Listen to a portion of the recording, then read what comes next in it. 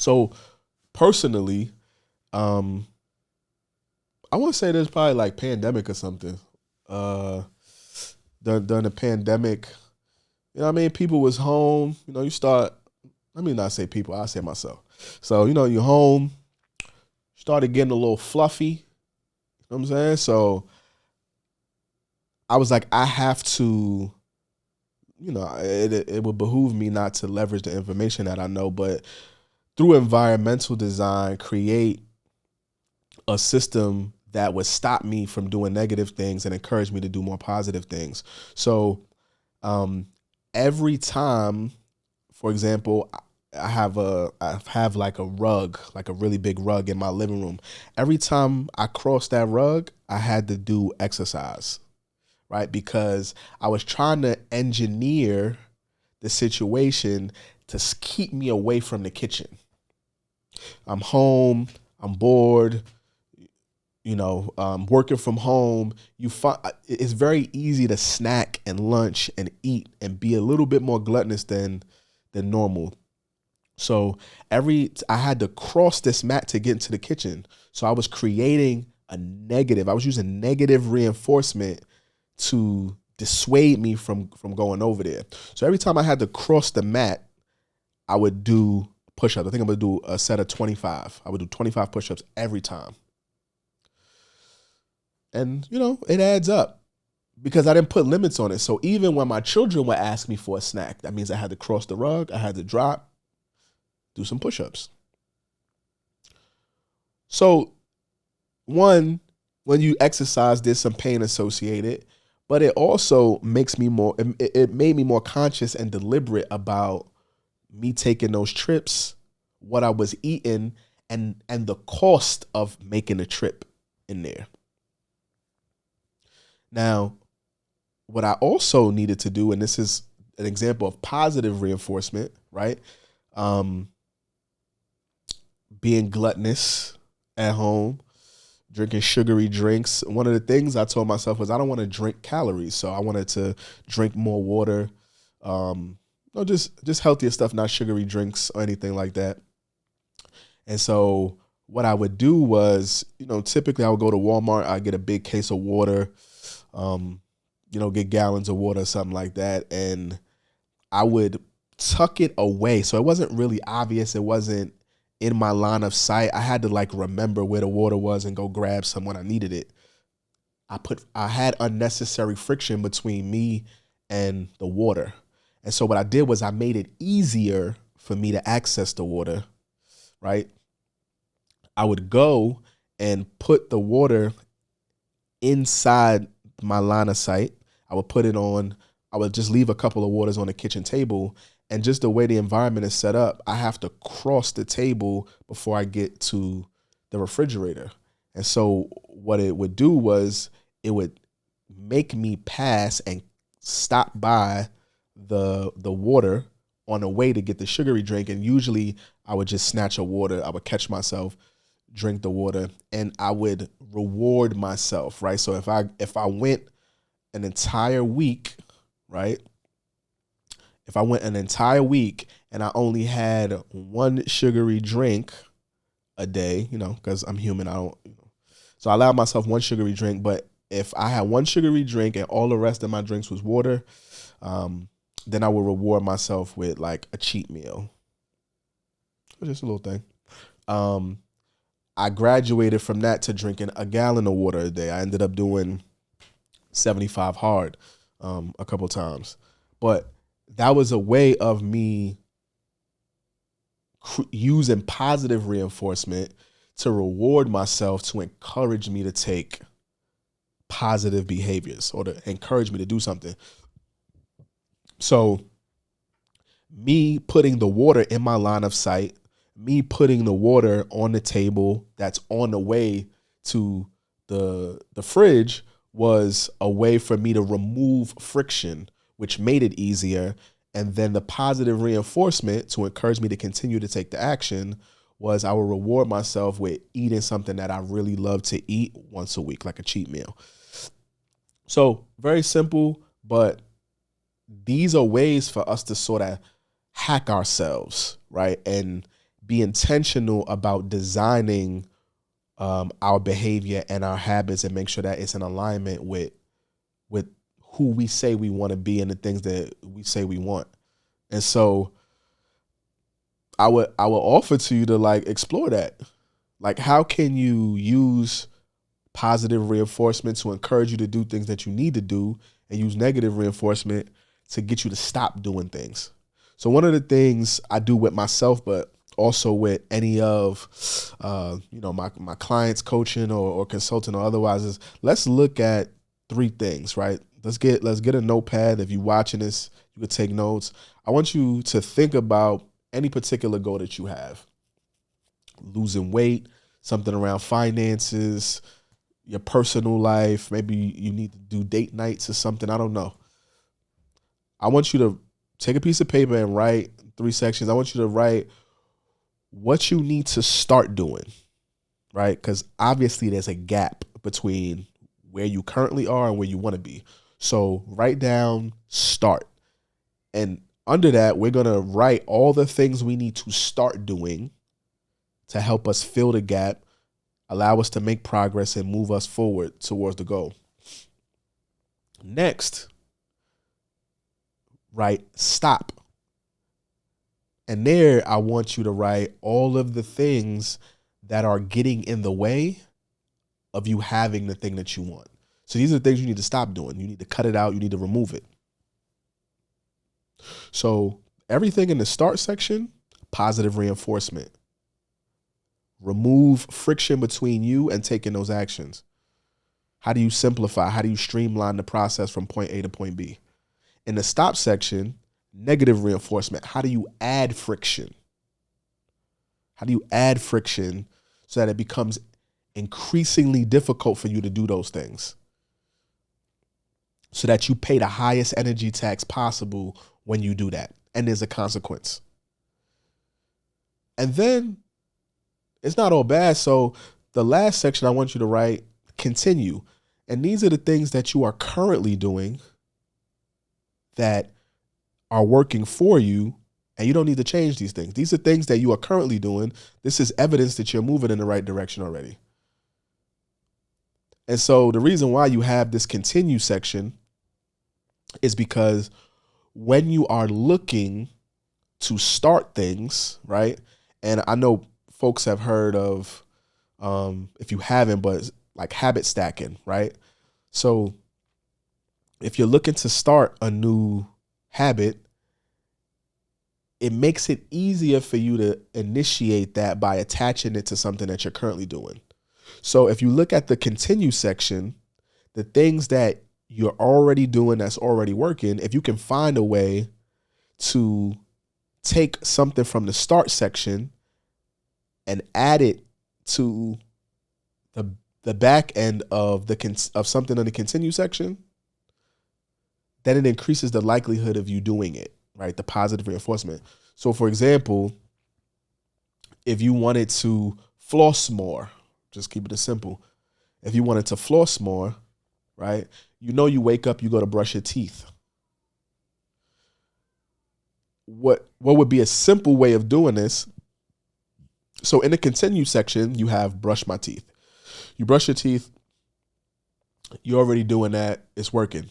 So in the start section, you have floss. So what I would do is I would look at brushing my teeth, and right after that, I would add flossing. So now I would take the floss and put it right next to my toothbrush and my toothpaste. And so now after I brush my teeth, or before I brush my teeth, or when I'm going to brush my teeth, I am triggered and cued to go take the floss and floss.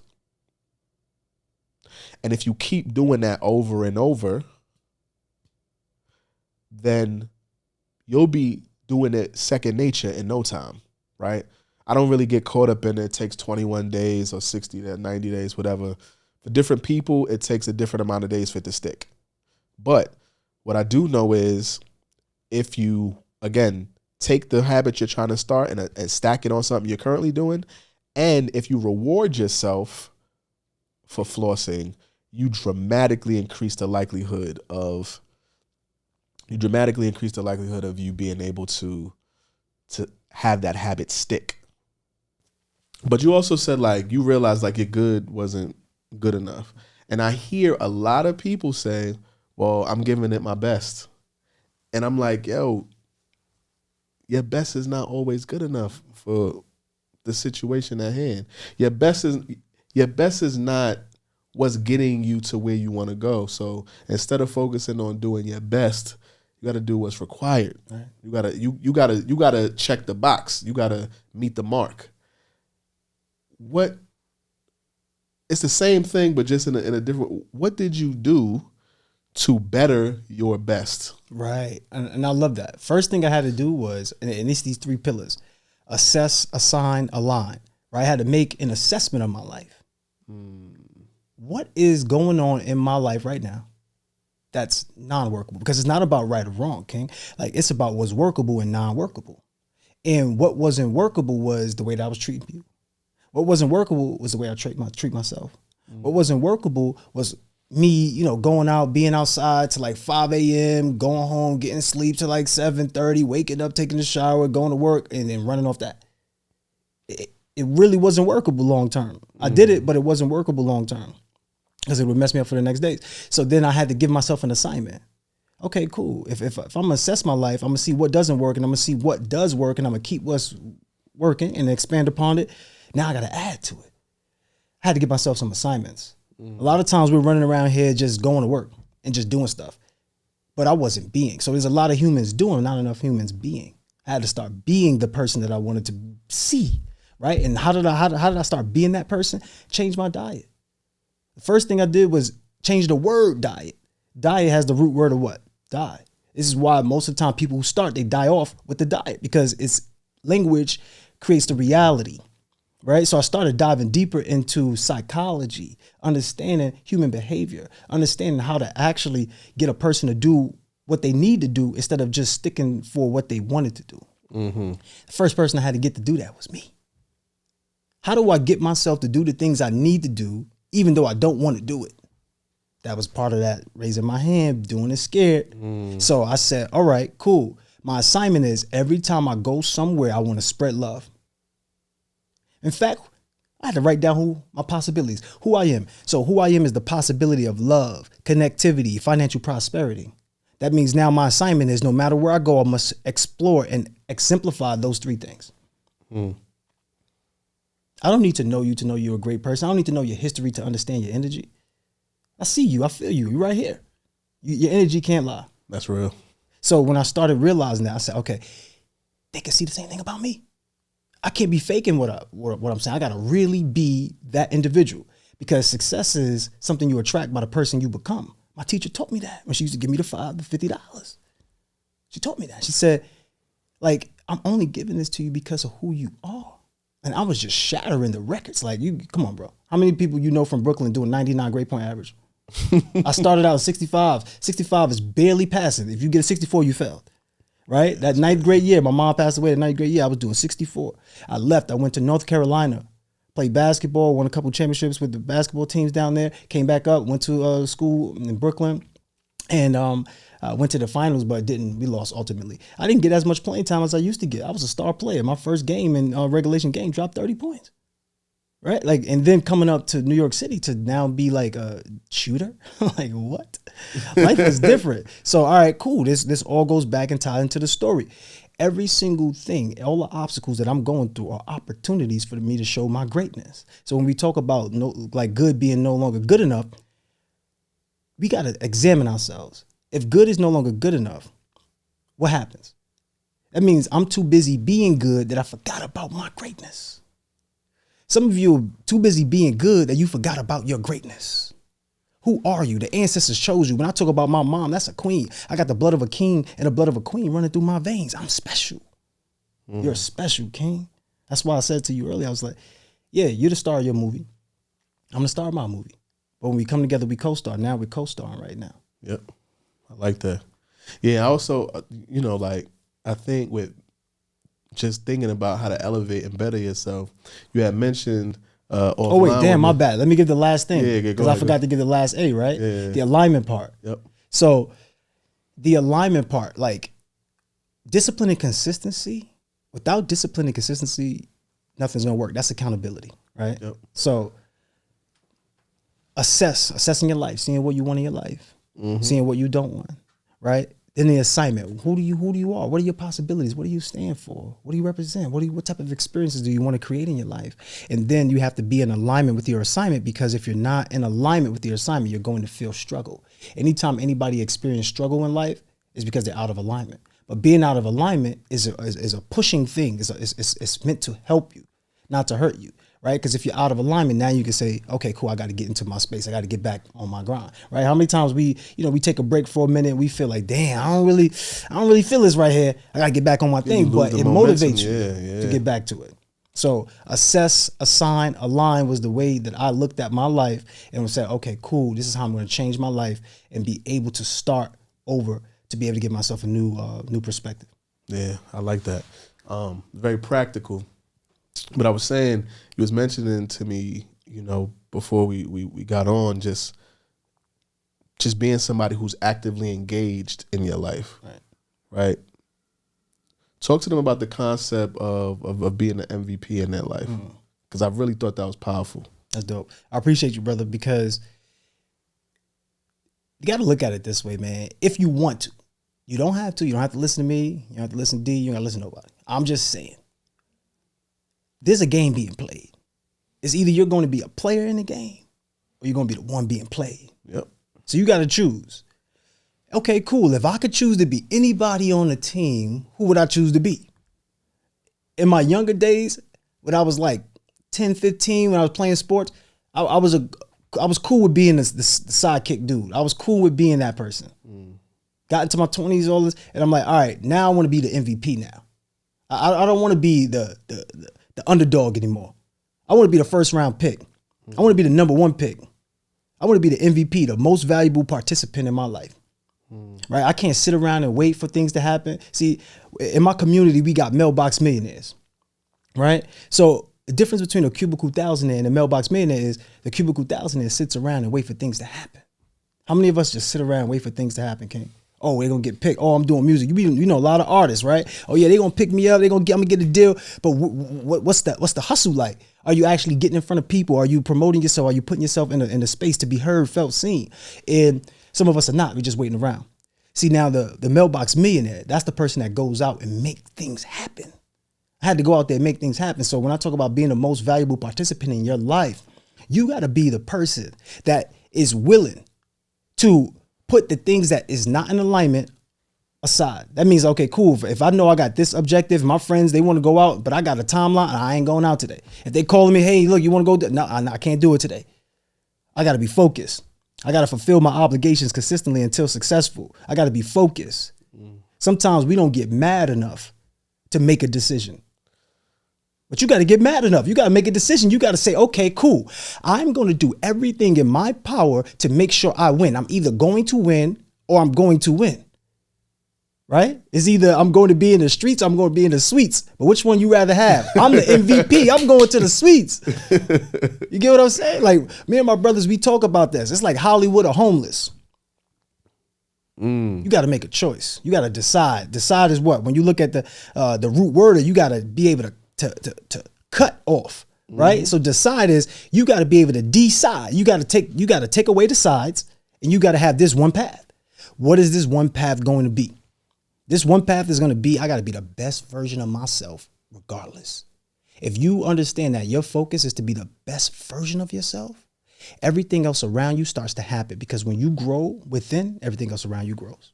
Yeah, I like what you said about decide too, because I have a love affair with words and just understanding, and something has to die when you decide. But if you look at the "-ide" part, right? So pesticide, suicide. That means that something has to die. Something has to be removed, cut off. So when you decide to do something, saying yes to this means you are saying no to all of these other things. You're foregoing it. And a lot of times the sacrifice piece, recently I had wrote in one of my notes, just like, yo, like I just reminded myself, like, you can have it all, but you can't have it all at once. right? If you locked in on this, it's going to cost you this, and this. And you have to be okay with that. You got to be okay with paying the cost to have what it is that you want to have. And that also means being able to choose yourself, even when it's not convenient. Because a lot, I'll speak for myself. A lot of times when I get distracted, I'm off my path or off my game, is because I'm feeding too much into what somebody else got going on. I'm trying to help somebody else to my detriment. You know what I'm saying? And so alignment is super important when it comes to just being successful on your path. 100%. Yeah, I like that. I want to add value to that, and this might be a PSA for anybody, right? When you said something in you has to die, right? Like, or something has to die, right? I thought about that as giving birth, right? Because it's duality and everything. As always, right? So, which things that you have inside of you that have to die in order for you to give birth to you reaching your greatest potential, to you reaching your greatest version? Which things do you have to kill off in order for you to survive, for you to thrive? Which things in you have to die right here, right now, in order for you to give birth to you being the star of your movie, you being the most valuable participant? Because whether you believe it or not, there's a you inside of you that you haven't even met yet. There's a you inside of you, King, that you haven't met yet. Absolutely. There's a me inside of me I haven't met yet. I got to meet that person. That's what I started to do. I said, I want to meet that person. Guess what? That person is going to keep changing and keep evolving. Like, you already hit your high levels from before in the past, right? You already hit your money goals from before in the past. Then what happens? You create new money goals. Yep. You create new levels. So you're always going to be on this constant evolutional train of development and growth. And when I started looking at that perspective, I said, whoa, I got to get comfortable with the journey. It's not even about the destination. I'm going to get to my destinations. Like, when you travel, like, I just came back from Miami. I just came back from Turks. I just came from Bahamas. Like, it's over though. I'm right here now in Atlanta. Like, you get what I'm saying? Like, so you're going to have these destinations, but you got to keep going. Yeah, you got to fall in love with the process. Right. Yo, what's goody, fam? Listen, I know. I'm going to let you get back to the episode, but I wanted to take a minute to let you know about the Human Behavior Mastery course. Yes, we have a course that we put together for coaches, consultants, corporate leaders, and entrepreneurs. I know you're listening to the pod and it's all of this numbers and the adaptive and the natural, the D, the I, the attributes. We put together a comprehensive course to walk you through exactly how to understand each one of the personality types, each one of the values, and we're going to show you exactly how to get the most out of each type. What things you need to avoid, what environments to put you in, and what pieces to put around you to be successful. So if you're looking at taking your business, your life, or your relationship to the next level, make sure you go check out the Human Behavior Mastery course. Back to the episode. So what do you feel like is next for you, for David Shands? Continuing to grow, man. Just being a better human. We made a list in the morning meetup of all the areas that we need to improve on and grow in. And I had to make a list of 5 areas that you need to grow. And then I said, out of the 5, what are the 2 most important? And they kind of went through those 2. Then I asked them to pick one that would be most important than the other. And let's spend the next 2 months working on that one. So it could be emotional, it could be business, could be organization, could be patience, could be emotional control, anger management, whatever. What's your one? Being intentional in learning. So there's one thing that's I need to fix. If I get an email that's too long, I just won't read it. If I get a text message that's too long, I won't read it. Or somebody sends a voice note. It's 2 minutes and 35 seconds. Over 1 minute and 20 seconds. I'm like, bro, I can't. Because what if somebody calls? They're going to start it all over again. You know what I mean? That's a real thing. I'm working on being intentional, being able to stop all that I'm doing to focus for longer than a minute. That's what I'm working on. Deep focus. Mm-hmm. I like that. Yeah, man. I like that. Yeah. So before we go, it's a question I'm asking everybody now. If you could leave one mindset, one perspective, one thought with the audience that will help forward them in them becoming the absolute best version of themselves, what would that be? Know yourself. Know yourself. Make yourself a study, because there are some things that we know about ourselves that no one knows, right? But there are also things that everybody knows about us that we have no idea about. So the knowing of ourselves isn't just what we know about ourselves. I think it's important to find out what other people think about us. And not that what other people think about you is important, but if a bunch of people call you selfish, it's an area you need to pay attention to. Mm-hmm. If a bunch of people say, yo, you're rude, your mom says, you're a jerk, it's our job to find out how many other people feel that way. And if that's not something we desire to be, right? So that your mom giving you that advice could have been game changer for you, because now you get to look at yourself and say, yo, there's some things that I'm a jerk. And do I want to be that? My cousin told me one time, I was young, we did this deal together, and he looked me in my eyes, and he said, you're very selfish. But the way he said it was like really in love. It didn't feel like he was attacking me. He was informing me that something other people know about me that I had no idea that I didn't know about myself. So I do take feedback seriously. I don't get defensive. It's just most people, when you start talking about feedback, the defense goes up. And not saying that my defense doesn't go up at all, but it's been something that I've been practicing for a while. So get to know who you are, because you have no idea who you are right now. I like that. The greatest revelations of my life was understanding that it's not about proving people wrong. It's about proving yourself right, about who you know yourself to be, or in my case, who I know myself to be.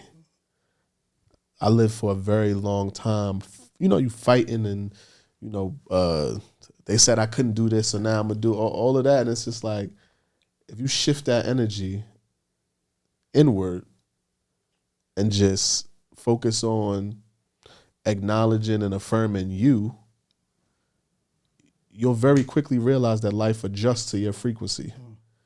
And everything that's not for you will repel, and everything that is for you gets attracted to you. All right. And I love that, because most people don't see that their frequency is based upon what they see frequently. You're listening to music that is out of alignment with what you truly want. Mm-hmm. Then you're going to fall out of alignment with what you truly want. So that means you're going to feel struggle. Like, a lot of people listen to heartbreak emotional music and they have heartbreak emotional relationships, right? And whoever has your attention has your ascension, right?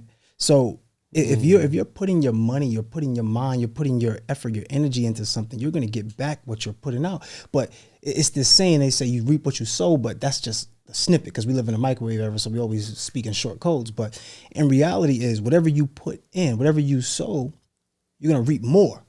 So if you sow a bad deed, you're going to get more of that bad deed. If you sow negative, you're going to get more of it. If you sow positive, you're going to get more of it. And I realized it's not even about being positive or negative, because positive is the outcome and negative is the outcome. It's about the input. It's about me being optimistic. If I'm inputting optimistic thoughts in my mind, then as a result, my life becomes positive. Absolutely. Yeah. I tell people, your mind is the most nutrient-rich soil that exists. And if you plant a seed of pessimism, then that nutrient-rich soil grows a tree. And a tree grows and it bears fruit. Each fruit on that tree holds seeds. And now those fruit drop and hit that nutrient-rich soil with all those seeds. And it multiplies over time. That's just one negative, pessimistic seed or thought or feeling. It perpetuates itself. But the same is true with optimism. And so sometimes people were like, well, I stopped doing that a month ago. but my life is the same. And it's like, you don't realize you've had years of seeds planted in, again, the most nutrient rich soil. It takes time for you to starve that, for those seeds to die, and for you to continue to plant optimism and for that harvest to grow. It don't happen like this. So I agree with that wholeheartedly. 100%. The actions, the words, the language, everything that you speak and say and do is basically you're planting seeds for the garden of your future. What type of future would you like to have? What type of experiences would you like to have? It's just the language. Language creates reality, right? Language produces a thought that produces a belief. From a belief is either you can or you can't, but it produces an action. From an action, you get a result. The result is your life. We make it complicated. It is not that complicated. At all. But the thing about it is time. Time is the greatest reward and time is the greatest punishment. So when you talk about duality, you have to understand that time ain't nothing to be messed with. Okay, so you can't undo most of the things that you do in this 3D printed reality. This is why it takes time for the things to actually be printed in this reality. If everything was able to just come out right here, right now, anything that you think, we have chaos. So it's giving you time to let your thoughts permeate through that rich soil, right? So that way you can develop and nourish yourself and grow. So that way when you bear that fruit is very fruitful because it's supposed to multiply. You're also supposed to surround yourself with people who will shine light on you. You got to surround yourself with an environment. So when we talk about creating an app, when we talk about creating a program, think about it. When you go into mentorships, right, and you get a course, let's say you get a course in your email, it's just you in the course. How long are you going to actually stay into that course and be intentional and stay focused and committed? Probably not. It's gonna be tough. Yeah, you got a lot of y'all got a lot of dust on your courses, on your email. just blow the dust off, right, and come to the accountability call so that way you can get the work done that you need and get yourself in an environment with other like-minded people, because without other people, we'll never get to where we want to be. Just think about this thought. Most people, and it's the language once again. People say, oh, I'm an introvert. You're not an introvert. You just like being by yourself sometime, which is great. You should be by yourself sometime. It's pleasurable. Be by yourself. But all the money that you want to make is in other people's pockets. In fact, the money that's in your pocket is not even your money. That part. It's somebody else's. You constantly give out that money. It's somebody else's. So the key thing is, okay, if that is somebody else's, then I understand that I'm planting a seed for the garden of my future with everything that I do. Then now what comes into play is, who am I providing the money to? Am I providing money to somebody that's going to give me back a result? This is what we talk about when we say mentorship. Yep. If I take my money and I put it into mentorship, now I'm collecting years of information from this one person and I'm downloading into my brain. I'm downloading into my experience that now I can use it for me, use it for mine. Now, all the impact that you want to make is in other people's hearts. Right? So if first of all, we know all the money that you want to create and you want to collect is in other people's pockets, then you got to find a way to be valuable. You got to find a way to actually be a person of service and provide something that somebody wants to exchange the money for. Now, when we talk about all the impact being in somebody else's heart, because who are we really doing this for? We do it for each other. Right. Like all the love that we have, we're doing it for each other. So you have to be sincere. You have to be genuine. You have to have connectivity. You have to really be able to connect. That's why I said I appreciate you, bro. And I want to make sure we continue to have a relationship because you're a person I need to know. Like you're a person I need to build with. You're a person I need to have in my circle. Absolutely. But I'm just saying that to you. But there's a lot of people that probably said that to you. But there's a lot of people that said it to me. And whoever's looking, there's a lot of people that's saying it to you. But you got to be the one to say it to yourself. Right? Because guess what? All the potential that you're ever going to actualize is going to come from other people. You're never going to reach your full potential by yourself. The slow road to success, and most people don't even get there, is doing it alone. Yep. But the fastest way to success is strategic partnerships. 99.99% of successful businesses are created on strategic partnerships. See, the primary focus is becoming more effective in less time. But the primary pathway is through strategic partnerships. You and I right now have a strategic partnership. I'm helping you do something. You're helping me do something. Together, we help everybody do something. Yep. We're winning. One of the things that I ask everybody, before we wrap, if you could give somebody one mindset, one perspective, right, to forward them on becoming, in your terms, the most abundant version of themselves. Yeah. What would that be? I got two, but I'll give you. Go ahead. Yeah. So the first one I would say is to become who you are, right? And what I mean by that is a lot of us in our environments, in our teachings, and everything we were taught was about doing. Right? Grind hard, go to school, like do this thing. And if you do this thing, you're going to have this result. But the truth of the matter is that it's be, do, have. Yep. Right? Universal truth. Be who you are. And in your being, when you accept your greatness, when you accept, like in everything you do, there is this common denominator, right? Like I am inspiration and motivation. It doesn't matter where I go, I'm going to inspire and motivate somebody. I go to the supermarket, I'm inspiring and motivating somebody. I go play ball, I'm inspiring and motivating somebody. I go wherever I go, I am inspiration and motivation. And so what I do is I take that inspiration and motivation and I do something with it that allows me to have what I need to have. And so I want everybody to, number one, the mindset is to first identify first, who are you in your being? And I want you to be that. And then once you become that, right? Like you don't do success. You become successful, right? You chatting now. You know what I'm saying? Like you don't do abundance, you become abundant, right? And you don't do like millionaire stuff. You become a millionaire, right? Before I ever made millions of dollars, I was a millionaire. Nobody could tell me otherwise. Whether Chase Bank, Bank of America, Citibank, they just ain't know it. Ditto. But I became a millionaire prior to ever generating any millions of dollars.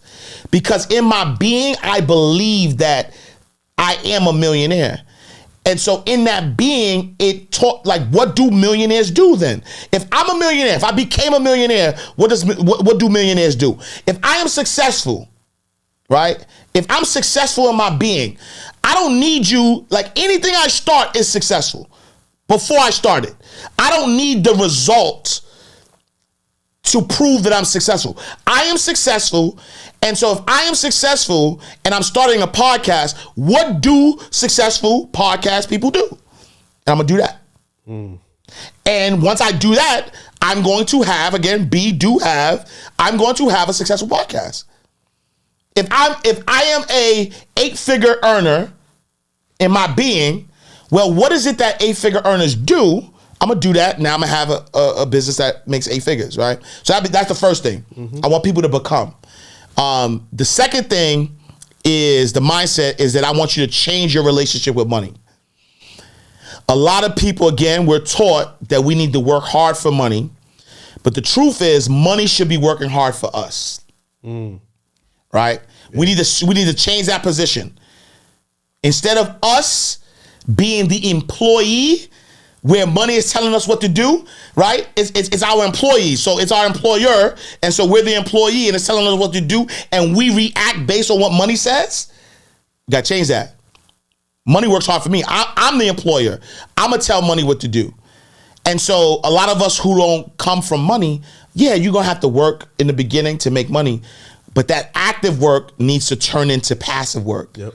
And that money that you make, don't just spend it on bills and just doing this roller coaster or this hamstring hamster wheel rat race of your life. What you need to do is take that money and buy income producing assets and let those assets now build and accumulate so they can take care of you. I'm such a big proponent on books, for instance. Like in God's will, I'm gonna write probably 40 books. Why? Because right now, if I decided to not do any work, I make enough passive income from my books that I can take care of all of my basic necessities.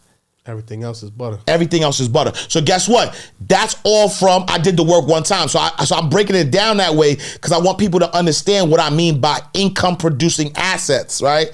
I did the work one time, I wrote the book, and then now the book is selling over and over and over again, and now I'm making income from it because the book is the asset. Working smarter, not harder. You know what I'm saying? And so that could happen with real estate, right? A lot of people want to buy their first home so they can live in. What if you bought an investment property first? Yep. And then you allow a tenant to pay you, or you did Airbnb or whatever, right? So there's so many ways that you could take the money that you're earning, put that into an asset that produces income, and that's how you switch your relationship with money. So even me being in the space now as a successful coach is not from an intellectual knowledge base. This is just compound commitment that I'm living off of now. You talked about me, Mitch, but almost everybody I mentored from 10 plus years ago, they're blowing up, so it's why I'm blowing up. But it's not because I started coaching this year. It's not because I got some information off Google. It's because I've been committed. Like, I'm living off all my commitments. Being married young, raising my children, coaching and mentoring people. Like, I'm living off the 10 plus years of, I took all of these experiences, I put it in a place where I shared it with others. They're starting to win in a real way, and they're giving me kudos, and I'm getting access to things that I'm not even asking for. You know what I mean? 10,000 hours. I'm living proof of, like, I'm like, dang, I've been doing what I've been doing for 15 years. It's just that compound of staying to it, I'm living like for the first time real benefits of that. You know what I mean? Yeah, I think it's interesting too, because this is like me just knowing you is like, this is like act 2. People don't even realize that you was like a professional athlete. Yes. Operating at the highest level, and like that is a journey in and of itself, and mastery in and of itself. Yeah. So to go from being a professional athlete, competing all across the world and playing against the best players in the world, and then go from that to dominating leadership, in different sectors. The reason why I can jump across sectors, because I had what they call in the scouting world transferable assets, right? So I developed a blueprint to be a 1%er. So I know the blueprint to be a 1%er in anything now. Yeah, you got to get that game. So me becoming context matters. So me becoming a professional athlete in a sport that's so hard to become a professional athlete with no trainer, no exposure, no AAU, and no parents who ever even played sports, you have to go back and reverse engineer that, because the subtle skills that I developed, the personal fortitude, the mental focus, the competitive fire, that all was nurtured from a place of, like, really, it was a blank canvas. So I have a dream. That's all I had. Right, so a lot of people got a dream, but what allowed me to access the pro ranks of that dream was what I did for those 15 years, 20 years leading up, and that was, I work on my craft without you telling me. I study the greats. I practice them. Like, I work more in practice than I did when people was watching, but nobody was prompt. That intrinsic motivation for me to do that, because the end game was so burning in my belly to get, right? So the question is not your dream. The question is your desire. Because if you got a dream but there's no desire, you're not going to have intrinsic motivation. So me working on my craft and then, like, being upset at myself, not that I wasn't playing well, because I was, but I would look at film to look at my turnovers. I would look at film of myself of looking at my mistakes. And then I would say, if I'm studying the greats of where they are today, how do I beat the local greats? The neighborhood superstars, the old high school legends, like my cousin them that was older than me. So the skill set of all of those attributes, and there's a number of little things that we can break down, but when it came to being a husband, I wanted to be in the Husband Hall of Fame. So I studied the husband goats. But then who's the husband? Who's the local husband? Then I studied film on myself. How did I do in this area? You know what I mean? So what you're seeing now is the Thomas Edison effect of, hey man, I'm not telling you I know everything it is to be a husband, but I do know 10,000 things not to do to be a good husband, because I've been in the lab so long working on making adjustments. And so for me, it's like, whether it's a leader, whether it's an entrepreneur, whether it's a coach, whether it's a trainer, I know the blueprint to get the 1%, where it has nothing to do. Here's the most important principle. It has nothing to do with anybody else. Like, I fully understand that. Like, if I want to be a 1%er, it's all on me. And the question is, will I take on that responsibility? Long story short, civil war happens in the hood, where it's people in our hood fighting against each other, Now you got to choose sides. Yo, I grew up with you. Now, like, there's a lot weird. going on. Yeah, Weird going on. And one night, you know, and oddly enough, I always played the Avenue with my guy. Always. It was about 4 of us. We always was like, yo, just on the Ave. You know, 8th Avenue was the spot. You know what I mean? 55th is over. All the traffic come through 8th Avenue. already know. You know what I'm saying? So we was Zip code. All we was cooking, right? So this is summer night. For whatever reasons, I'm not there. You know what I'm saying? Long story short, my man, like one of the young boys tried to take my man out. Luckily, you know what I'm saying, he made it. You know what I'm saying? But at that moment, I said to myself, Ash, what if you was out there? Right? You got a thriving career as a banker. You still playing 1 foot in, 1 foot out. If you was out there, who knows how it would have went, right? Because number one, who knows? Like, it wasn't as if, you know, my guy was always protecting himself too, though. They just caught him lacking. You know what I'm saying? He just, you know what I'm saying? Yeah, they caught him in a way where he didn't expect it, kind of thing. But if he was on it, then the situation would have been different. Yeah. And had I been there, that jam, either way, it would have jammed me up in a way where I wasn't ready for it. And so at that moment, I just had to make a decision. At that moment, I had to ask myself, am I gonna stay with the familiar? Because that's what it was, right? I would leave work in my suit, run through the back of my building so nobody see me, run upstairs real quick, change my clothes, and then come out the front with the, you know what I'm saying? With the Pele on, with the hood regalia. Yeah, the Wazam or Pal. You know what I'm trying to say? You know what I mean? And I was playing both sides, so I had to make a decision. I'm like, yo, what side of the fence do I want to be on? And I said, yo, you know what? I know how this movie ends. Still, I play star role in Carlito's Way. You know what I'm saying? So I know how the movie ends. So I said, you know what? All right, let me try to see what this other way goes. And that was the moment where I was like, all right, you know what I'm saying, I'm good. Luckily, I met my wife around that time. And she, you know what I mean, she from Brooklyn, but she lived in the Bronx at the time. And so, you know what I'm saying? So I just started spending mad time in the BX, you know what I'm saying? And the rest is history. She kind of helped, mold me and really see more. Cause I already, you know what I mean, when you from the town, you already think you him. Yeah. But she kind of molded that in a way where, I was able to articulate why I'm him. And, that was the moment that I shifted and I started to just go up. Shout out to the queens that know how to get us together. 100%. I think that's a cheat code though, right? I think it's the cheat code. I think that a lot of guys out here, who, like we think in our 20s we got to be running around going crazy, in our 30s, whatever. Like I know grown men who are still trying to figure it out, and they don't realize that a stable home says more about your success than an unstable home. And what I mean by that, it's almost like a hooper, right? Because we could relate to that. The hooper who does all the drills, right? Does all the drills, works out, is always in the gym, is more likely to be a star than the hooper who just gets dressed and just goes out and play ball, right? Why?